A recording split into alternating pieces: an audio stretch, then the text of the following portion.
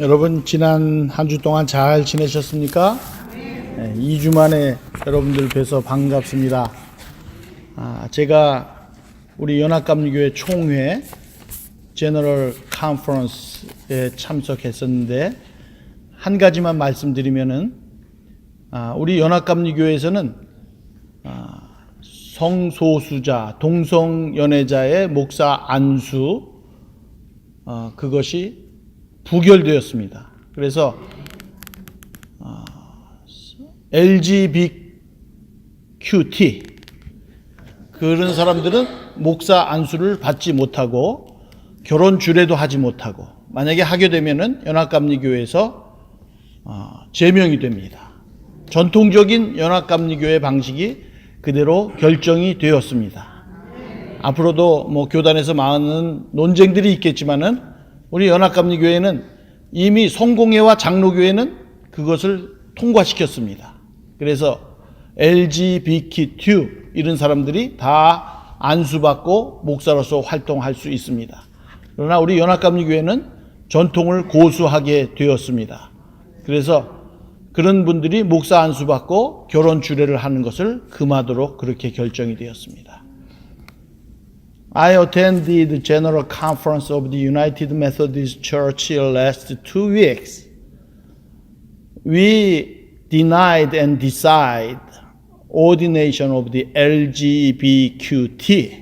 So we are going to keep our traditional United Methodist discipline. That was one point for our General Conference. So I would like to report to you about that one.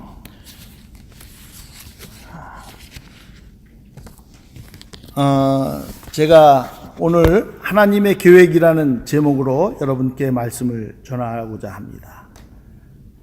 여러분 엘리자베스 퀴블러 로스라는 그 사람 이름 들어봤습니까? 이 사람이 20세기의 유명한 사상가 100명 중에 한 명으로 꼽힌 사람인데 이름을 들으면 잘 모르겠지만 여러분들 호스피스라고 있어요. 호스피스. 마지막 이제 죽음의 단계로 가는 사람들. 여러분 우리 인생 중에서 가장 두려움이 무엇이냐면은 죽음 이후의 세계입니다. 마지막 죽어갈 때 사람들이 얼마나 공포에 떠는지 몰라요. 두려워합니다. 왜?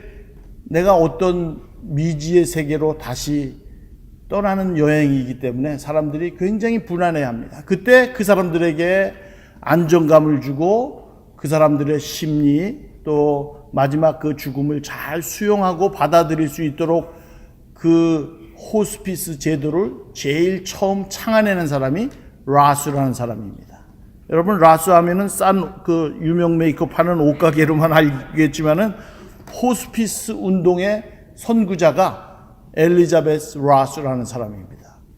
퀴블러 이거는 스위스 사람이에요. 이 사람이 2차 세계대전이 끝난 다음에 그 유대인의 수용소에서 죽음의 공포에 떨고 있던 사람들을 많이 보아왔고 그 사람들을 돌보는 일을 19살부터 시작을 했어요. 유대인들이 매일 가스실로 끌려가고 총에 맞아 죽고 여러 가지 많은 고통을 당할 때 그 사람들은 벽에다가 나비 그림을 그렸습니다. 여러분 나비는 무엇입니까? 부활의 상징이에요. 부활의 상징이 나비 아닙니까? 벽에다가 나비를 그리면서 자기들의 죽음 이후의 세계를 그 그림으로 표현하고 소망하는 것을 보았습니다. 이 사람이 이 라스라는 분이 이런 경험을 바탕으로 임상 심리를 시작한 것이 바로 호스피스 운동입니다. 쥐리 대학에서 정신의학을 공부했고 미국인 의사와 결혼을 하면서 미국으로 왔습니다. 그래서 이 사람은 계속 말기 암 환자들의 심리 안정을 위해서 계속 그 임상 실험을 하고 상담을 하던 그런 사람이었습니다. 그런데 여러분 병원에 가보면 의사들은 환자의 심장 박동수가 어떤지, 심전도가 어떤지, 폐기능이 어떤지 이런 것만 봅니다. 실제로 저도 병원에 가보면은 심장이 뛰고 있나 안 뛰고 있나, 얼마 후면 죽을 거다. 그 마지막 숨을 거둬가는 사람이 얼마나 심리적 고통을 안고 있고 얼마나 아픔을 안고 있는 거 그거 모릅니다. 그런데 그들에게 다가가서 그 고통을 위로하고 그 죽음 너머의 세계에는 영원한 하늘나라가 기다리고 있다는 소망을 주는 그 사람들이 바로 호스피스입니다. 이 사람이 On Death and Dying이라는 책, 죽음과 죽어감 이런 책을 썼는데 그 마지막 말기암 환자 500명을 만나 인터뷰한 것을 모아 책을 낸 것이 바로 이게 On the Death and Dying이라는 책입니다. 죽음과 죽어감. 사람들이 그러한 아주 절대절명의 위기를 만나면은 대개 반응이 5단계로 나타난다는 겁니다. 우리가 갑자기 건강하다가 갑자기 당신 암입니다 그러면은 사람들은 충격에 빠져요. 그래서 제일 먼저 나는 아니다. 내가 왜 암에 걸려야 되느냐. 나는 건강하게 운동도 하고 나는 내 몸을 건강을 잘 지켰는데 왜 내가 암에 걸려야 되느냐. 부정을 하는 것이 첫 번째 단계입니다. 아닐 거라고. 그래서 이 의사도 찾아가 보고 저 의사도 찾아가 보지만은 진단 결과는 똑같은 것입니다. 죽음 앞에 와 있다는 사실을 사람들은 제일 먼저 인정하지 않습니다. 두 번째 단계는 분노의 단계입니다. 왜 나에게 이런 일이 일어나야 하는가? 내가 교회에서 헌신 생활도 잘했고 믿음 생활도 잘했고 이웃도 많이 사랑했고 했는데 심지어 신앙을 가진 하나님을 믿는 사람들조차 분노의 단계가 옵니다. 나는 죽을 수 없다. 이렇게는 죽을 수 없다. 우리는 그것을 믿음 없는 소리다 이렇게 얘기하지만은 그게 사람들의 그 결정적인 진단을 받은 사람들의 단계입니다. 그 다음에 세 번째 단계는 타협과 협상입니다. 그래서 그때 하나님 절대자를 조금씩 의지하기 시작해요. 하나님, 저의 생명을 조금이라도 연장시켜 주시면은 제가 내 생명 다하는 날까지 열심히 하나님 앞에 봉사하고 제가 가진 모든 것을 주님 앞에 드리겠습니다. 그래서 바게인 한다고 그래요. 하나님과 타협을 합니다. 또는 절대자와 타협을 합니다. 그러다가도 자기 생명의 유한함을 깨닫고 그 다음에는 우울증 단계에 들어갑니다. 자기 자신이 살아온 삶을 되돌아보면서 잘못한 것에 대한 죄책감을 갖기도 하고 후회스러운 마음을 갖기도 합니다. 그리고 자신이 사랑했던 사람들과 헤어져야 한다는 것 때문에 자기가 또 그동안 좋아했던 모든 것들을 다 내려놓아야 한다는 것 때문에 우울감에 빠지는 겁니다. 퀴블러-로스는 이 단계야말로 환자가 세상과 작별하기 위한 그것을 준비하기 위한 진실한 과정이라고 말합니다. 그러면서 마지막 5번째는 그것을 acceptance, 수용합니다. 이것은 단순히 삶을 체념하는 것이 아니라 죽음을 받아들임으로써 마음의 평안을 얻는 시간입니다. 마치 긴 여행을 끝내고 편히 쉬어야 할 때가 온 것처럼 고통의 몸부림이 끝나고 평안한 마음으로 남은 생이 얼마가 되었든 간에 그 기간을 충실하게 사는 것입니다. 이런 기간이 대개 사람들이 6개월에서 1년 또는 1년 6개월까지 걸린다고 합니다. 그런데 사람마다 또 달라요. 어떤 사람은 1단계에서부터 5단계를 다 거치는 사람이 있는가 하면 어떤 사람은 그 중간 단계를 거치지 아니하고 마지막 단계로 오는, 이 사람마다 케이스 바이 케이스 다 다른 것입니다. 그런데 이런 것들이 꼭 그런 암 환자에게만 오는 것이 아니라 갑작스럽게 사랑하는 가족을 잃어버렸을 경우에도 이런 과정들을 모든 사람들이 다 거친다는 것입니다. 그래서 우리는 여러분 삶을 준비하는 삶을 살아야 됩니다. 여러분 그렇죠? 나는 아닐 것 같다라고 갑자기 했다가 갑자기 그 일이 닥치면은 굉장한 혼동이 오고 더 많은 아픔을 경험할 수 있습니다. 우리가 살아가면서 뜻하지 않는 어려움을 당할새도 이런 과정을 겪게 되는데, 여러분, 제 설교가 여러분이 그런 일들을 당했을 때 조금이나마 도움이 되기를 원해서 제가 오늘 이 말씀을 준비했습니다. 오늘 성경 본문 말씀을 읽어보면은 다윗이 이스라엘 왕이 되기 전에 겪었던 일입니다.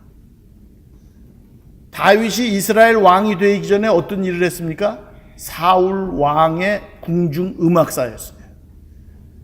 음악을 잘하는 사람이었기 때문에. 그래서 사울 왕의 그 시중을 들고 사울 왕의 총명을 받던 사람이었는데 블레셋 군대가 쳐들어왔는데 물리쳤죠. 그러니까 사울의 이 다윗의 인기가 갑자기 하늘 높이 올라가니까 사울이 그때부터 다윗을 시기하기 시작해서 다윗을 죽이려고 그런 얼마나 많은 음모를 꾸몄는지 모릅니다. 다윗은 14년 동안이나 도망 다녔어요. 사울을 피해서, 죽음을 피해서 돌아다녔습니다. 그런데도 집요하게 사울이 이 다윗을 쫓아오니까 마지막에는 이러다간 내가 여기서 살다가 죽겠구나 그러면서 이웃 나라로 망명을 갔습니다. 그 이웃 나라가 바로 블레셋입니다. 오늘 이 사무엘상 27장 1절에 보면 다윗이 그 마음에 생각하기를 내가 후일에는 사울의 손에 망하리니 블레셋 사람의 땅으로 피하여 들어가는 것이 상책이로다. 너무 죽음의 위기가 오니까 피하다 견딜 수 없어서 이제는 자기 나라 땅이 아니라 블레셋 이웃 나라 땅으로 도망을 간 것입니다. 군사 600명을 거느리고 그리고 그 가족들을 데리고 블레셋 땅으로 갔습니다. 블레셋으로 망명한 지 1년 4개월이 지났을 때 블레셋과 이스라엘 사이에 전쟁을 하게 되었습니다. 그때 다윗이 나도 그럼 전쟁하러 가서 그 사울 왕을 죽이는데 앞장서겠다 이렇게 합니다. 그러니까 블레셋 사람들이 어떻게 하냐면은 안 된다 당신은 그 싸움에 나가면 안 된다. 왜 블레셋 사람들은 그랬냐면은 옛날에 다윗이 블레셋의 상징이었던 골리앗을 물리쳤지 않습니까? 그렇게 힘을 가진 능력을 가진 사람이 만약에 전쟁을 나가서 싸워서 이기게 되거나 어떤 일이 있으면은 자기네 블레셋 땅으로 다시 역공을 할 우려가 있기 때문에 블레셋 장수들이 다 이 핑계 저 핑계 대서 말리는 것입니다. 그런데 다윗은 자기 생각은 나는 나가서 싸우겠다는 겁니다. 그래서 빨리 나를 미워하고 시기하던 저 사울을 죽여버리고 내가 사무엘에게 기름 부음을 받았으니까 내가 이스라엘의 2대 왕으로, 유다의 2대 왕으로 되겠다라는 생각을 가지고 나는 전쟁에 나가겠다라는 겁니다. 그것은 다윗의 생각이에요. 그래서 다윗이 나는 전쟁에 나가겠습니다. 그런데 블레셋 방백들이 계속해서 말리는 것이었습니다. 그러자 다윗은 강력하게 항의를 합니다. 오늘 본문 8절을 보면 다윗이 아기스에 이르되 내가 무엇을 하였나이까 내가 당신 앞에서 오늘까지 있는 동안 당신의 종에게서 무엇을 보셨기에 나로 가서 내 주 왕의 원수와 싸우지 못하게 하시나이까. 그런데 사실 여러분 다윗은 14년 동안 사울에게 피하여 도망다니면서 사울을 죽일 기회도 있었어요. 동굴에 피해 있는데 사울이 죽이러 들어왔다가 거기서 낮잠을 자고 마는데 사울이 낮잠을 자는 것을 보고 다윗이 죽여버릴 수도 있었지만은 다윗이 뭐라고 얘기하냐면 비록 나를 죽이려고 하는 원수지만 하나님이 기름 부으신 왕이다. 그렇기 때문에 나는 이 사람을 죽일 수 없다. 그러면서 옷자락만 살짝 베갖고 그냥 가게 됩니다. 그런 기회가 2번이나 있었어요. 그러던 사람이 갑자기 이 블레셋 땅으로 망명 와서는 자기를 미워하던 그 사울을 죽이는데 앞장서겠다고 하는 것입니다. 그러니까 여러분 이상하지 않습니까? 여러분 우리 사람들이 어려움을 겪고 그리고 많은 고난이 오고 그러면 심경의 변화가 와요. 그래서 갑자기 생각이 바뀌는 것입니다. 그것은 다윗의 생각입니다. 그런데 하나님은 이 블레셋 사람들을 통해서 다윗이 그 전쟁터에 나가지 못하도록, 그것은 자기들의 생각이지만은 우리가 오늘 설교 제목이 하나님의 계획입니다. 하나님은 다윗을 어떻게 해서든지 그 전쟁에 못 나가게 하는 겁니다. 만약에 다윗이 전쟁에 나갔다 그러면 어떻게 되겠습니까? 자기 동족과 싸우는 것 아니겠습니까? 동족과 싸우는 거죠. 그리고 사울을 나가서 죽였어요. 그러면은 다윗이 정당하게 왕위에 올라갈 수 있겠습니까? 유다 사람들에게 많은 비난을 받고 다윗이 2대 왕으로 되지 못할 것입니다. 나중에 나오지만은 결국 싸움은 다윗을 제외한 블레셋과 그 다음에 유다와 전쟁을 해서 사울이 길보아 전투에서 거기서 적진의 칼에 맞아 죽고 맙니다. 그래서 다윗은 그 전쟁에 개입한 게 안 됐어요. 그래서 다윗은 전쟁에 나가지 못해서 불만을 토로하면서 자기 고향으로 돌아오게 됩니다. 자기가 머물고 있던 땅에 돌아와 보니까 자기의 부인들이죠, 그죠? 네. 그 다음에 식구들, 또 여러 그 자기 부하의 가족들이 다 포로로 끌려간 것입니다. 시글락이라는 이 땅에 왔는데 전쟁하러 간다고 간 사이에 아멜렉이라는 족속이 쳐들어와서 자기 부인들과 식구들과 또 부하의 모든 부인들을 다 포로로 잡아간 것입니다. 만약에 다윗이 여기에서 이 유대와 전쟁을 하겠다고 계속 나가면 어떻게 됩니까? 아마 이 가족들과 부하의 가족들은 전부 다 아멜렉의 포로로 끌려가서 노예로 전락하고 말았을 것입니다. 다윗은 생각을 했어요. 나를 이렇게 괴롭히고 나를 이렇게 고난을 받게 하고 나를 이렇게 못살게 구는 이 사람, 이제는 도저히 안 되겠다. 아마 내가 그 사람을 물리쳐야 내가 이스라엘의 2대 왕으로 되고 2대 왕이 되어서 내가 그래서 백성들을 잘 살게 할 수 있을 것이다 라고 다윗은 생각을 했지만 하나님은 그 계획을 다윗의 생각대로 하지 아니하시고 하나님의 계획대로 인생을 설계하신 것입니다. 여러분, 우리가 이 본문을 통해서 생각해 볼 많은 의미가 있습니다. 내가 계획하고 생각하고 뜻하고 열심히 투자하고 힘을 다 했는데 그것이 이루어지지 않아요. 점점 다른 데로 갑니다. 내가 마음먹은 대로 되지 않습니다. 그럴 때 우리가 정말 믿음을 가졌다면, 신앙을 가졌다면 한번 그때는 기도해 봐야 됩니다. 하나님께서 나를 어떤 인생으로 인도하실 것인가에 대한 진지한 하나님의 앞에 무릎을 꿇고 기도해 봐야 됩니다. 여러분, 그런 경험 있으십니까? 나의 뜻은 이거예요. 꿈도 크고 원대하고 그래서 사람도 보기 좋고 또 나도 옳은 것 같고 그래서 내가 계속 밀고 나가지만은 계획이 계획대로 되지 않는 것입니다. 나는 이것을 기도하면서 준비했는데 그리고 신앙생활을 참 잘해왔는데 어느 누구에도 해를 끼치지 않고 경건하게 살아왔는데 이렇게 계획하면 하나님께서 나를 밀어주시고 나에게 힘을 주시겠지. 그러나 그것은 누구 생각입니까? 내 생각입니다.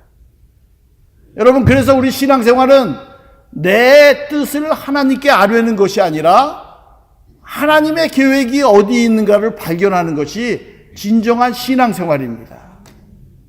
내 의지, 내 뜻대로 설계하고 그것을 밀고 나가고 밀어붙이면은 그것이 하나님이 도와주실 것이라고 하는 것이 신앙생활이 아니라 하나님이 나를 향해서, 나 같은 존재를 향해서, 우리 가족을 향해서, 우리의 모든 삶을 향해서 원하시는 뜻이 무엇인가를 발견하는 것이 바로 진정한 신앙생활입니다. 어떤 때에는 왜 하나님이 나에게 이러한 일을 당하게 하시는지 이해가 잘 되지 않을 때도 있습니다. 모든 일들이 잘 풀려가다가 어떤 때에는 비뚤어지기도 합니다. 이해되지 않는 일들이 생깁니다. 신앙적으로 바르게 살려고 노력했는데 사업이 잘 되지 않습니다.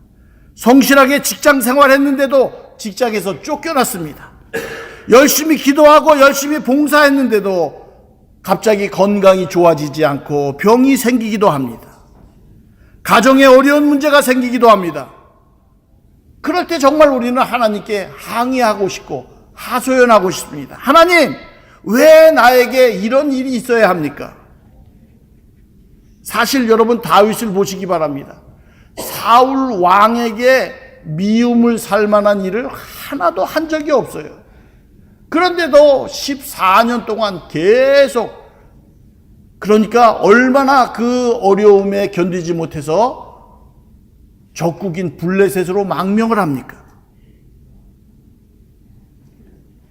골리앗을 죽인 예전 일이 있긴 하지만은 정말 이 블레셋 땅에 와서도 성실하게 모든 일들을 잘 치루어 나갔던 다윗이었습니다. 그런데 사울과 전쟁하고 싶은 마음에 제동이 걸렸습니다. 시글락으로 되돌아와야만 했습니다. 실망한 마음으로 터벅터벅 고향으로 되돌아오니까 가족이 다 잡혀갔던 것입니다. 집도 다 불태우고 자녀들 아내들 다 데리고 가니까 이 다윗이 그때 조금 깨달았던 것입니다. 그리고 맨 나중에 가서 더 크게 깨달은 것은 무엇이었냐면, 내가 만약 블레셋과 연합군이 되어서 유다의 왕 사울과 싸웠더라면, 그래서 이겼습니다. 그리고 본국으로 돌아가면 본국 백성들이 다 두 손 들고 다윗을 환영해 줄까요?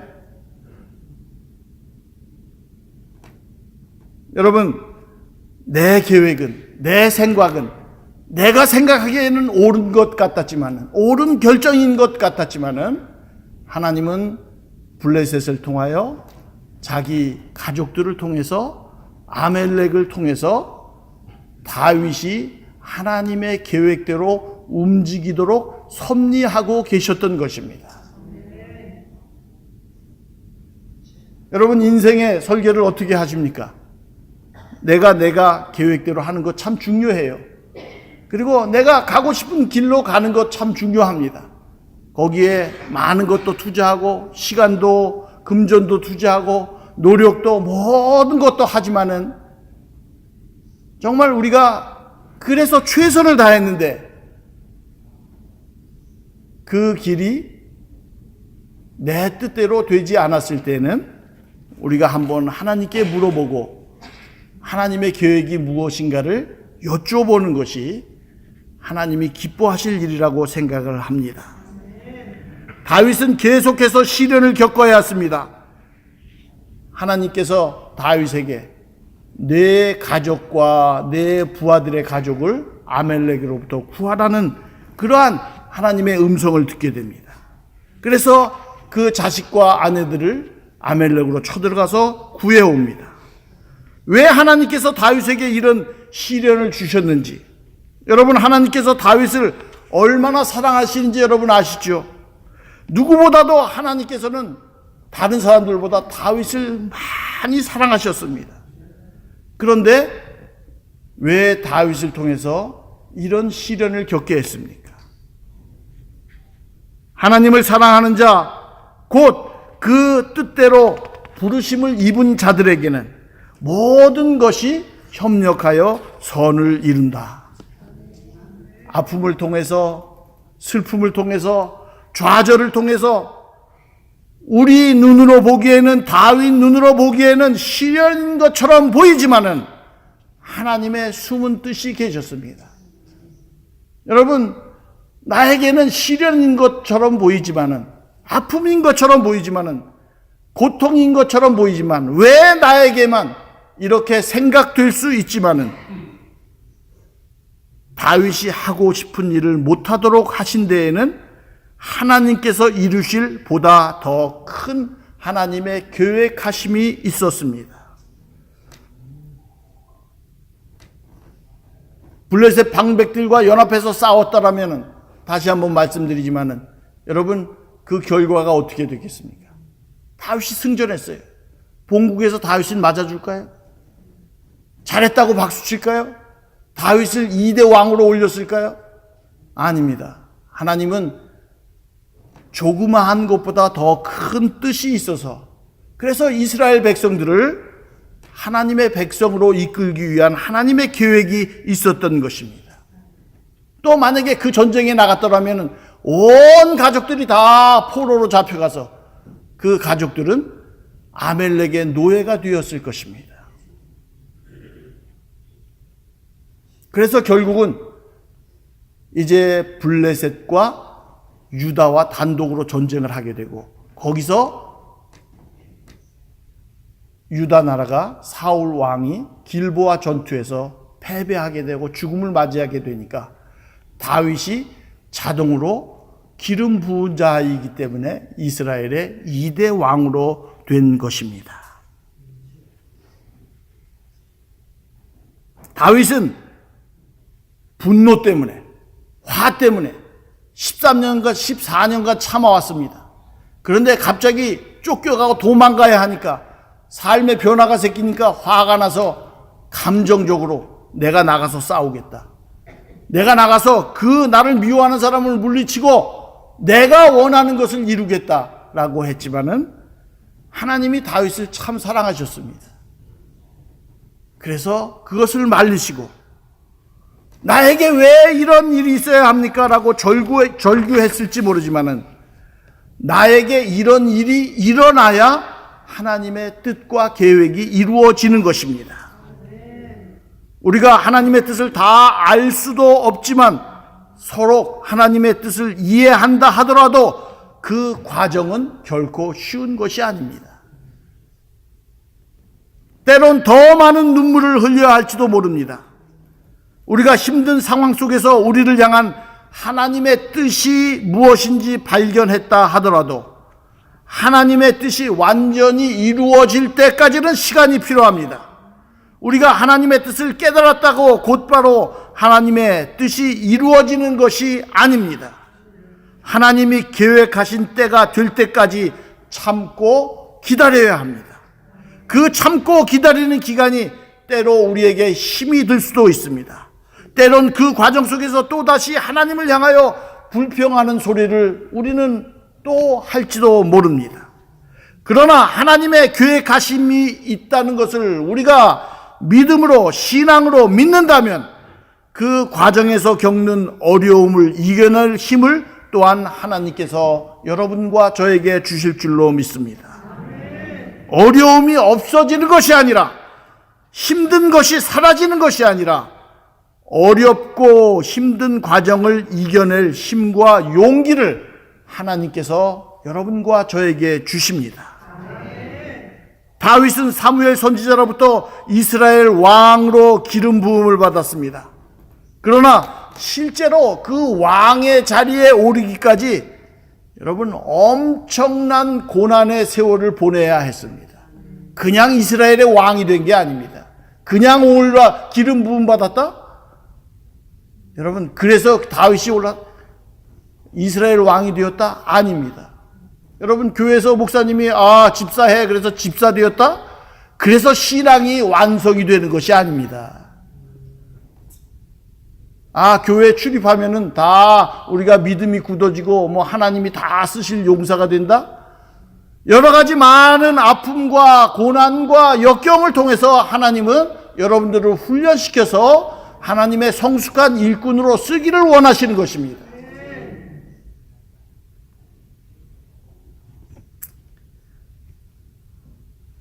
저도 1985년에 신학교를 졸업했으니까 제가 금년에 39년이에요. 목회 경험이. 그냥 된 게 아니에요. 그냥 뭐 목사 안수 받았다고 올라가서 설교하는 게 아닙니다. 얼마나 많은 사람들을 만났고 얼마나 많은 역경이 있었겠습니까? 그래서 저는 은퇴 제대로 한 목사님들을 제일 존경합니다. 왜? 그 많은 아픔들을, 역경들을 다 이겨내고 승리하였기 때문입니다. 우리에게 주어진 인생의 의무가 어떤 것인지 잘 모르지만은 여러분, 고난이, 아픔이, 훈련이 크면 클수록 여러분들은 더 큰 자리에서 쓰임을 받을 줄로 믿습니다. 그 기간이 너무 힘들어 오늘 본문에 나온 것처럼 다윗이 빨리빨리 처리해 버리려고 하는 것이 우리 생각이지만 하나님은 기다려라. 나의 계획이 있다. 나의 뜻이 있다. 이것을 잘 발견하는 사람들이 신앙생활을 잘 할 줄로 믿습니다. 또 우리가 그것을 발견하지 못해서 여러 가지 아픔과 고통과 고난이 있을지라도 그것을 디딤돌로 삼아서 하나님께 더 가까이 나가는 도구로 삼을 때는 하나님이 우리를 더욱더 사랑하시고 하나님께서 우리를 하나님의 자녀로 이끌어 나가실 줄로 믿습니다. 여러분, 지금 여러분 앞에 너무너무 힘든 문제가 있습니까? 내가 계획한 대로 일들이 잘 이루어지지 않아 속상할 때가 있습니까? 정말 나는 믿음대로 살아왔는데 왜 내게 이런 일이 일어나는지 모르겠다고 그 불평의 목소리가 지금 여기 여기까지 나오지 않았습니까? 한 걸음만 뒤로 물러서서 하나님의 계획하심이 무엇인지 한번 깊이 생각해 볼 수 있기를 바랍니다.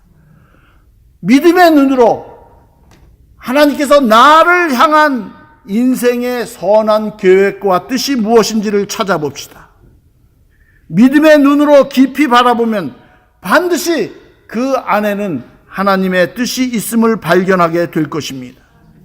그러면 우리는 왜 내게 이런 일이 일어나야 합니까? 하고 불평할 수밖에 없는 상황 속에서도 하나님께서 이 일을 통하여 내게 이렇게 역사하고 계시고 역사하셨구나 하고 고백하고 깨달을 수 있게 되는 것입니다. 왜 내게 이런 일이 일어났는가 라고 불평했던 자리에서 하나님께서는 나에게도 이런 일이 라고 고백할 수 있는 감사의 자리에 여러분과 저를 옮겨 주실 줄로 믿습니다. 고통의 십자가라고 생각했던 자리가 축복의 자리가 되게 하십니다. 의미 없는 고난은 하나도 없습니다. 사랑 없는 역경도 없습니다. 우리의 고난과 역경의 현장은 하나님께서 당신의 뜻을 이루어 가시는 기적의 현장입니다. 이러한 하나님의 뜻을 깨닫고 날마다 믿음으로 승리하시는 성도들이 될 수 있기를 주님의 이름으로 간절히 축원합니다. 기도합니다. 좋으신 하나님, 저희들을 삶을 주시고 생명을 주셔서 인생으로 불러주셔서 감사합니다.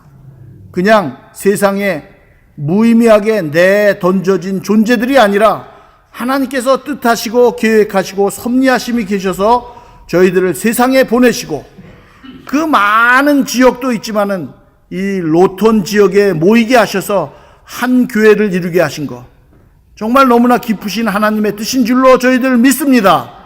이 자리에서 이 현장에서 하나님이 우리를 향한 뜻이 무엇인가를 발견하는 믿음의 복된 성도들이 될 수 있도록 도와주옵소서.